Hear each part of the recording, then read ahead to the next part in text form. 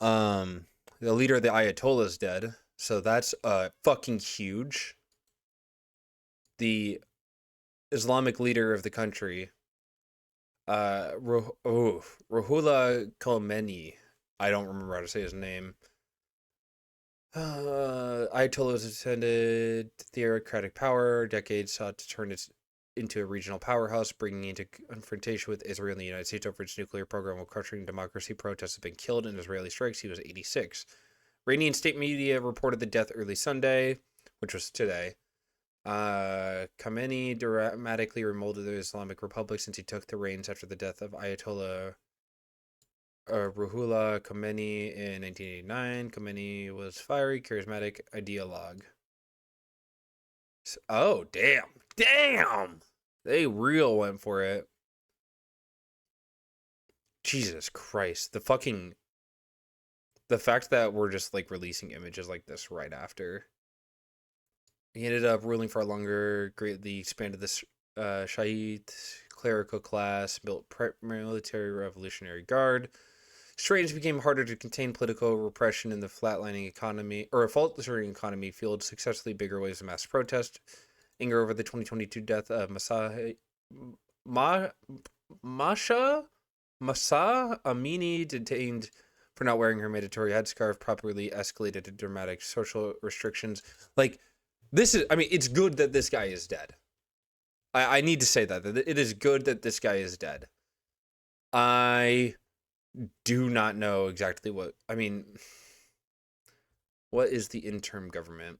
Yeah, because they have a temporary leadership council. Oh, damn. Wow, they got a lot of Iran's top people. As outlined in its constitution, Iran on Sunday formed a council to assume leadership duties and govern the country. The council is made up of Iran's sitting president, the head of the country's judiciary, a member of Guardian Council chosen by Iran's Expeditionary Council, advises the supreme leader and settles the disputes with parliament.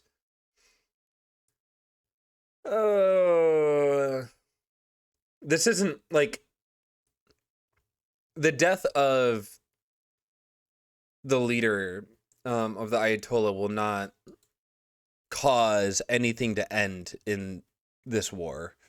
I mean, people in Iran are going to be very happy about this. Oh, did he talk about it? The United States. Oh my God. Military began calling for regime change, telling Iranians when the attack is over, rise up and overthrow your government.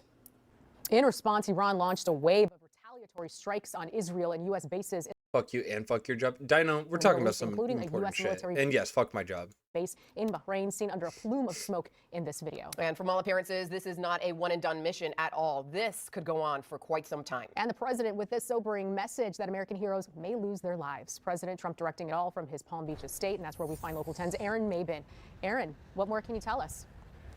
Well, Sanella and JC, the president oversaw the U.S. strikes on Iran from Mar-a-Lago alongside members of his national security team. Not long ago, the president going on Truth Social to say that the supreme leader of Iran is dead. The president saying he could not avoid our intelligence and highly sophisticated tracking systems. President Trump also saying tonight that more bombings could be coming for Iran as he calls for a regime change.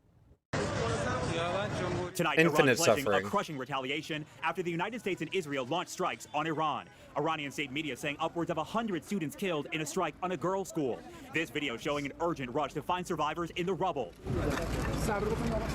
This is drone video from Israel Defense Forces showing a missile strike in western Iran. President Trump explaining why this assault and why now. They've rejected every opportunity to renounce their nuclear ambitions, and we can't take it anymore. Instead, they attempted to rebuild their nuclear program and to continue developing long-range missiles that can now threaten our very good friends and allies in Europe, our troops stationed overseas, and could soon reach the American homeland. The president calling the Iranian government a radical dictatorship. This satellite imagery showing smoke coming from the compound of Iran's supreme leader. And tonight, Israeli sources say Ayatollah Ali Khamenei and 5 to 10 other top leaders were killed in the strike. Trump preparing the American people for the worst. And I do not make this statement lightly. The Iranian regime seeks to kill. The lives of courageous American heroes may be lost, and we may have casualties. That often happens in war. But we're doing this not for now. We're doing this for the future, and it is a noble mission. And we're going to have to pay prices, maybe heavy prices. But I know what forces, wonderful forces, are within the citizens of Israel. Israeli Prime Minister Benjamin Netanyahu saying Israel and the United States coordinated the attack in order to destroy the Iranian regime. The IDF says it intercepted most Iranian missiles. Still, the government declared a state of emergency and ordered all civilians to shelter in place. This map shows just how many U.S. military bases there are in the Middle East region. 23 of them all on alert tonight. This is video of what witnesses say was an Iranian missile intercepted over the skies of Doha, Qatar. The president calling the Iranian people to action. When we are finished, take over your government. It will be yours to take. This will be probably your only chance for generations. The justification of we need to take over the country, this isn't going to happen. I'm sorry, it's not going to happen. He was a very evil man who deserved to die. But the navigation of this that the Trump administration and Israel is going with, obviously, is not what they're saying it is. They do not give a fuck about Iran being they want to step in and take over the country. 86-year-old But even if he's dead, it's not going to change anything. We will get terrorist groups in the region within the next year that take over the country and are significantly worse than the Ayatollah. And I mean, it's just going to be another forever war. We'll never be able to take over a country in the Middle East. It's just not possible, at least for a long period of time. Ayatollah Ali Khamenei is dead. That's according to reports on both Iranian state television and its IRNA state-run news agency. He was the target of joint American-Israeli airstrikes that have just with the United States over its nuclear program, as well as its support for proxies in the wider Middle East. In theory, Iran should have an assembly of clerics come together to pick a new supreme leader. However, that has not been announced yet, and it remains unclear whether Iran would be able to do that, given the fact that it remains under this American and Israeli airstrike. And they're going to be I mean, they've already striked back. They've done retaliatory strikes already multiple times. Yeah,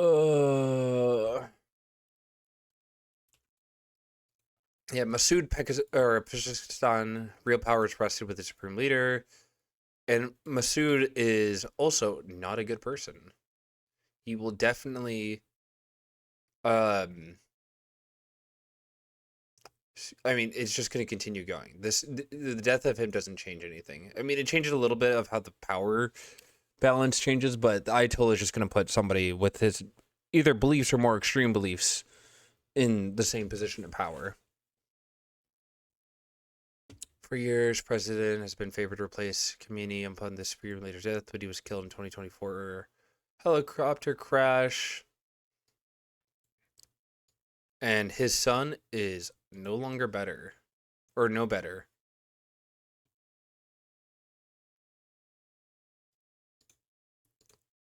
Somewhat a shadowy figure behind the scenes influence is believed to play an important role in managing his father's wealth. Wouldn't be the only name in the mix. Khamenei's reportedly selected 3 candidates who could take his place during June's 12-day war. Their names have not been made public. Now you're finished, take over your government will be yours to take. This is probably your only chance for generations. Iran will not be taken over by people. It's just not really possible in the state that Iran is right now. Patriots will work together to bring back the country to greatness it deserves. Complete power under hardline IRGC generals being persistent representation or precedent of in Iran under military structure, shaky anti-American government, or starkly anti-American government that could still wreak havoc in the region. During a Senate Foreign Relations Committee hearing in January, Secretary of State Marco Rubio, no one knows who would take over, reigns power of country. It's just like a way to boost your military industrial complex money. I don't, it doesn't appeal to anybody except for like maybe a couple generals,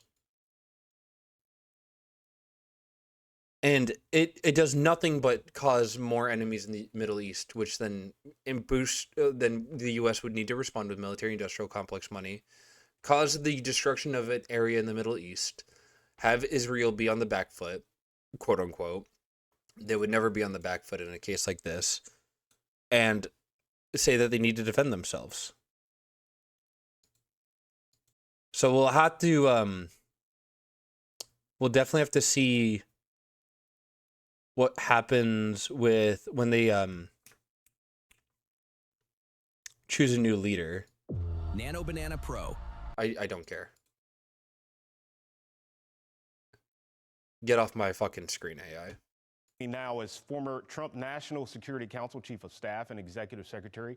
They will be saying this is a huge deal, by the way. It's not that big of a deal. Thank you so much But for it joining is, us. but it's not like, Good to be here. it's not what they're Obviously, saying some it is. Pretty big news out of Iran, the death of Iran's supreme leader, Ayatollah Ali Khamenei. What does that do for the country's nuclear program?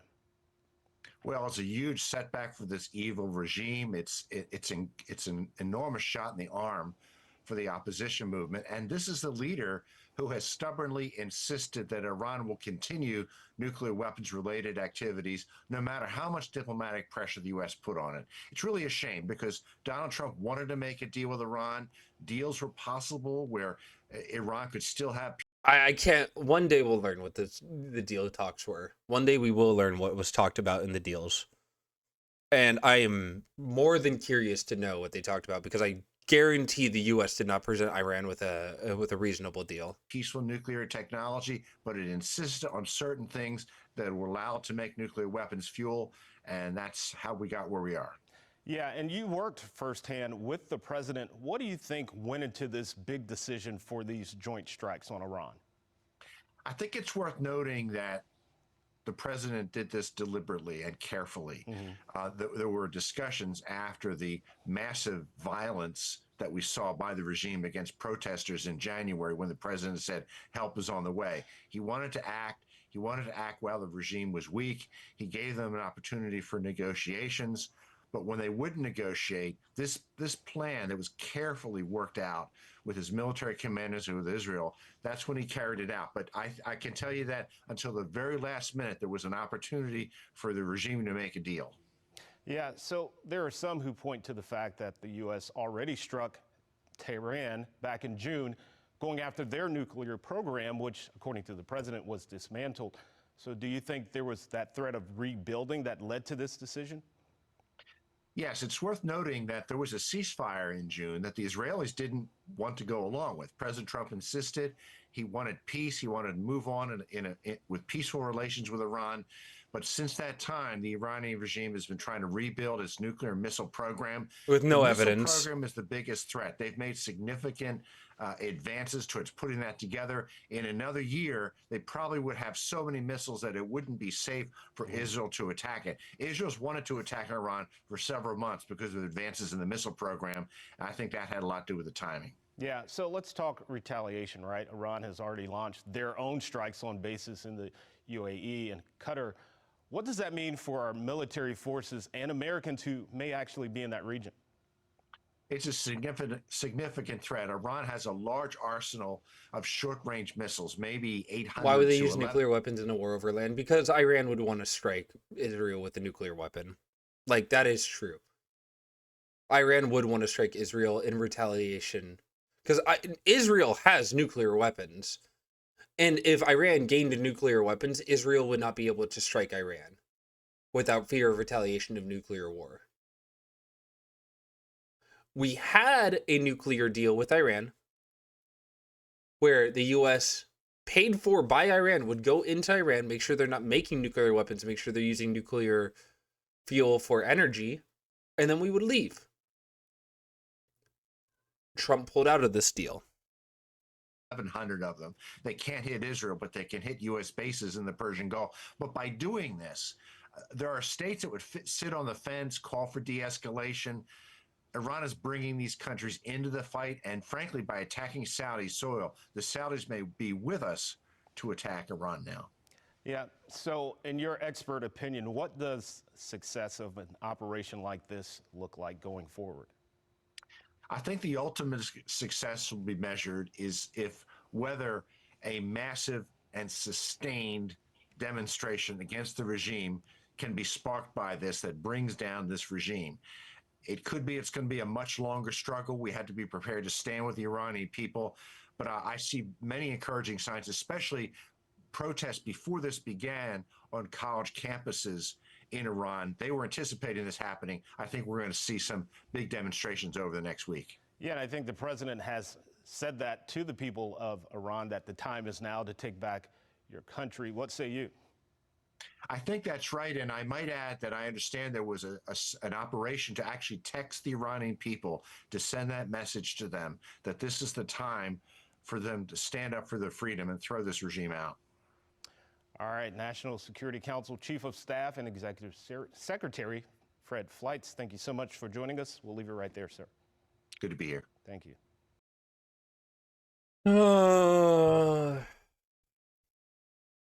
Destabilizing nations, never a good thing.